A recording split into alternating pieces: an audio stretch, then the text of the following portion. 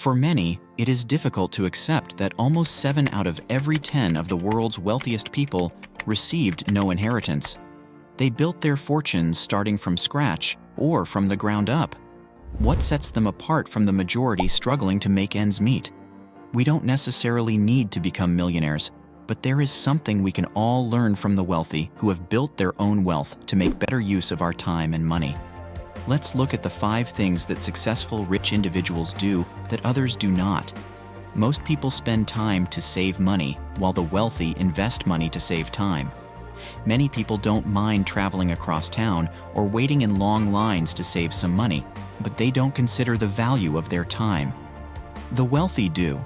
For example, if your hourly wage is currently $5 and you spent 4 hours in the sun to save $15 on buying a blouse, you actually didn't save anything. You just wasted $5. The same goes for when you refuse to pay $10 for someone to mow the lawn instead of spending over 3 hours doing it yourself, when you could have spent that time with your children. Obviously, in certain stages of life, we need to save every penny. But when the situation allows, don't feel bad about spending a little more to gain time. The wealthy have no problem paying a bit more to stock their pantry at the nearest store or to hire someone to do a job they could do themselves, such as mowing the lawn, washing the car, or fixing a pipe. This gives them time to develop new projects or hobbies. Most people think about how to spend the money they receive, while the rich first think about how to invest a portion of what they earn. For example, a man opens a woodworking workshop with just a hammer, 2 screwdrivers, a wood saw, and some money to buy materials. With a lot of effort, he starts building the first pieces of furniture and selling them.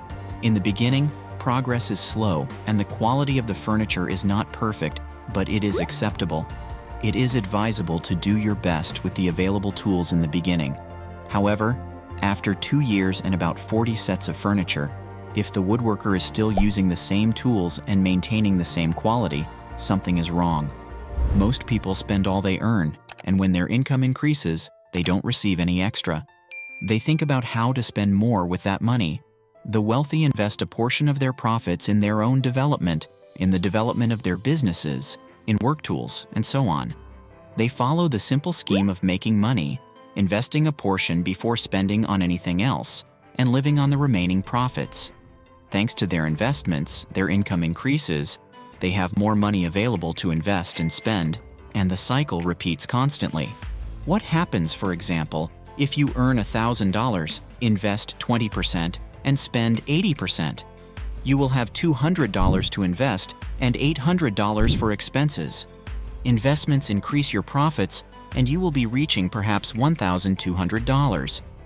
Now, 20% of $1,200 is $240 that you invest, and you have $960 for life expenses and so on.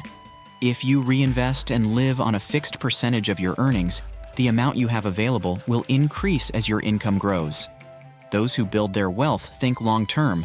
They only eat a portion of the sales cake and use the rest to buy more eggs, flour, and sugar to make a bigger cake next year. The bigger the cake, the more of it they are eating. Most people wait for the perfect moment to start, seek more information, and look for approval from others. The wealthy implement what they've learned immediately and then analyze the results. There's a saying that goes, "You can make mistakes, but you can't hesitate." We rarely feel guilty about what went wrong. We are more likely to feel guilty for not trying due to fear of failure. Among successful people, it's common to read a book, find something interesting, and immediately try to implement it in their lives or businesses. They delay action only if implementing what they've learned requires a lot of capital or cannot be done at the moment. Most, when they learn something new, whether from a book, a course, or a seminar, get excited for a moment. But as soon as it's over, they're already looking for another book, course, or seminar on the same subject. They accumulate a lot of knowledge, but don't put it into practice.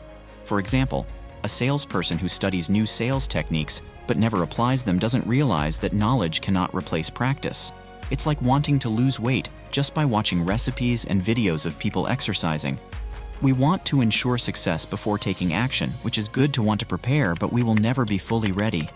It's more effective to learn as you go. If you want to be a good writer, instead of learning all the writing techniques, Start using the ones you already know.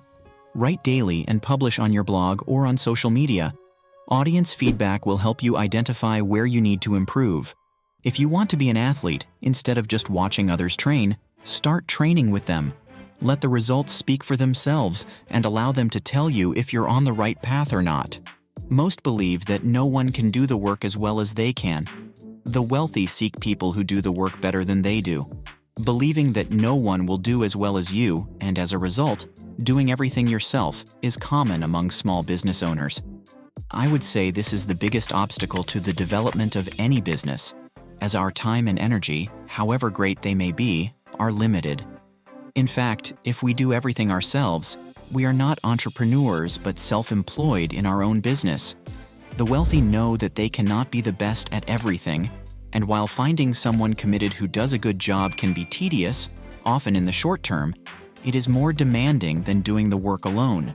They don't give up before creating a work and support team because they know that only in this way, even if they get sick or go on vacation, the work will continue.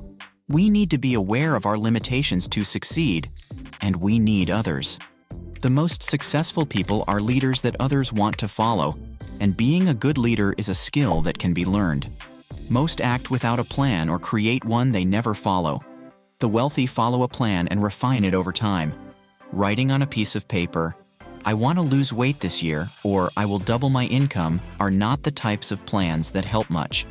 Your chances of success increase if you create a good long-term plan and connect it to your daily plan. What is the simplest action you must take today to reach your big goal? For example, if you weigh 90 kilograms and your goal is to weigh 78 in a year is a long time frame. Divide your goal into months, then you should lose 1 kilogram per month. What do you need to do to reach your goal? Eat less or exercise more to burn more calories, or do both at the same time? In general, everyone knows what to do, but the key is to create a strategy, a procedure to follow it, and be able to measure progress. For example, my strategy: I will eat 3 meals a day, totaling 2,400 calories, and between meals, I will only drink water, tea, or unsweetened coffee. Additionally, I will run or exercise for 15 minutes every day. Before bedtime, I check if I met my daily goal, then weigh myself and record the results. I monitor progress, and if my actions are not yielding results, I make adjustments to my strategy. Regardless of the method you choose to set your goals, remember that it's hard to get where you want without knowing where you're going and when you want to get there.